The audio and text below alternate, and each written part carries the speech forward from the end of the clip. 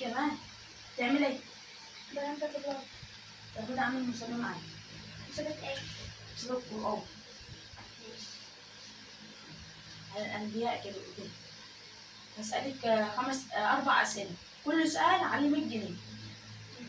ماشي. من هو النبي الذي ولد ولم يمت؟ نحن هنستنى هقول سيدنا عيسى، عشان هو صح. مش مات بس اترفع السماء. صح كده، كسبت أول 100 جنيه. تاني سؤال. من هو النبي الذي لم يولد ومات؟ سيدنا آدم. صح. تاني سؤال 100 جنيه. ماشي. من هو النبي التي كانت زوجته كافرة؟